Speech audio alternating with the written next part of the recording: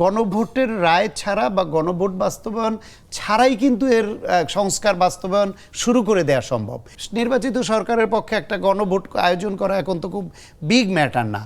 সংসদে মেজরিটি তো সবাই মিলেই আছে, ওটার জন্য গণভোটের রায় কিন্তু প্রয়োজন নাই। গণভোটের রায় ছাড়াই তো সংবিধান সংশোধন অনেক ক্ষেত্রে সম্ভব, কিন্তু মেজরিটি ক্ষেত্রে রাষ্ট্রকে একটা ফ্রেমের মধ্যে আনতে গেলে সেটা এই জাতীয় সংসদ আলোচনার ভিত্তিতে গণভোট ছাড়াই সম্ভব।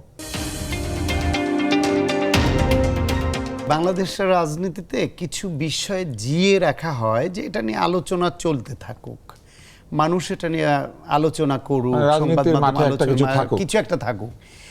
যদি ওইরকম কিছু হিসেবে এটা উভয় পক্ষ, সরকার পক্ষ এবং বিরোধী পক্ষ মিলেমিশে টিকিয়ে রাখতে না চায়, তাহলে এই যে গণভোট সংবিধান সংস্কারের কিন্তু সহজ কিছু সমাধান অলরেডি আছে বলতে, যেহেতু গণভোটটা একটা বিতর্কিত ভোট হয়েছে এই জন্য এটা একটা প্রতারণামূলক প্রক্রিয়া হিসেবে অনেকেই বিবেচনা করেন।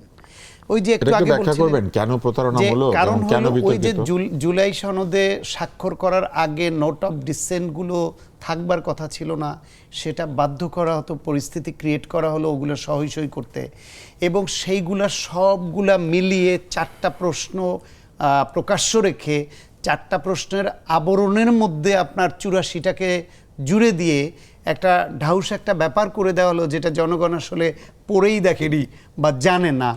আপনি পড়েছেন সব প্রশ্নগুলো? আমি পড়িনি, সার্ভার পড়েছে কিনা ভোট দেওয়ার আগে জানি, প্রয়োজনের জন্য পড়েছে কিন্তু মনে রাখতে পারি। হ্যাঁ, এখন এই ক্ষেত্রে টকশো করার জন্য পড়েছি কিন্তু মনে নাই। এখন 84টার মধ্যে 8টা বলতে গেলে মাথা ব্যথা হয়ে যায়, 10টা মানে এখন এইখানে মনে করেন সেই জন্য গণভোটকে যেহেতু একটা প্রতারণামূলক প্রক্রিয়ার আশ্রয় নেওয়া হয়েছে বলে কোনো পক্ষ মনে করেন বা অনেক মানুষ মনে করেন, সে কারণে এটা নিয়ে যে ভিন্ন মত তৈরি হয়েছে। তার থেকে যদি রাজনৈতিক দলগুলো যারা সংসদে প্রতিনিধিত্ব করছে তারা যদি এইভাবে একমত হন যে বিষয়গুলোতে আমরা ঐক্যমত্য কমিশনের সবাই একমত ছিলাম, ওই অংশটা গণভোট পাশ করা ছাড়াও কিন্তু সংবিধান সংশোধন মেজরিটি নিয়ে তো করা যায়।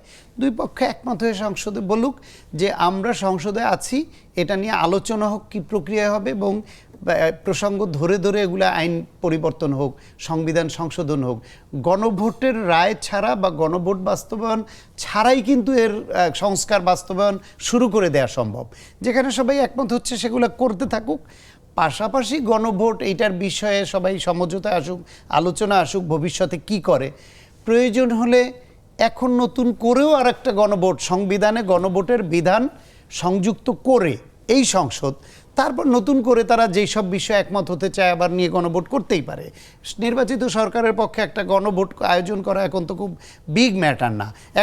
আপনার 96 সনে একটা গণভোট হয়েছে না, সেটা নিয়ে তো বিতর্ক হয়নি। এইটা এবার আসি, না যদি প্রয়োজন মনে করে, কিন্তু আমি মনে করছি যে বিষয়ে সবাই একমত হয়েছে সে বিষয়ে সংবিধান পরিবর্তন করতে চাইলে তো সংসদে মেজরিটি তো সবাই মিলেই আছে, ওটার জন্য গণভোটের রায় কিন্তু প্রয়োজন নাই। গণভোটের রায় ছাড়াই তো সংবিধান সংশোধন অনেক ক্ষেত্রে সম্ভব, সেগুলো করলেই তো রাষ্ট্রের অনেকখানি চেঞ্জ হয়ে যাবে। বিভিন্ন প্রক্রিয়াগত যেই বিষয়, সংসদীয় কমিটিগুলোতে যে বিরোধী দল থেকে কত শতাংশ নিতে হবে, কি করবে, এই যে বিভিন্ন সাংবিধানিক প্রতিষ্ঠানগুলোর রিফর্ম কিভাবে হবে, সেগুলো তো সংসদেই সম্ভব। সংসদে তারা যেই জায়গায় একমত হয়েছিল, মূলনীতি বাদে মানে মৌলিক জায়গা প্রায় সবই সংবাদ। যদি আপনি সংবিধান রিরাইট করতে চান, ছুঁড়ে ফেলে দিতে চান, তাহলে ভিন্ন কথা, কিন্তু মেজরিটি ক্ষেত্রে রাষ্ট্রকে একটা ফ্রেমের মধ্যে আনতে গেলে সেটা এই জাতীয় সংসদ আলোচনার ভিত্তিতে গণভোট ছাড়াই সম্ভব। সুতরাং গণভোট নিয়ে যেহেতু একটা বিতর্ক আছে, এটা প্রতারণামূলক প্রক্রিয়া হিসেবে কেউ চিহ্নিত করেছে, সুতরাং এইটাকে আপাতত রেখে এটা নিয়ে আলোচনা চলতে থাকুক, কিন্তু এইটার জন্য সব কাজ থামিয়ে দেওয়া, সংস্কার থামিয়ে দেওয়ার কোনো মানে নাই।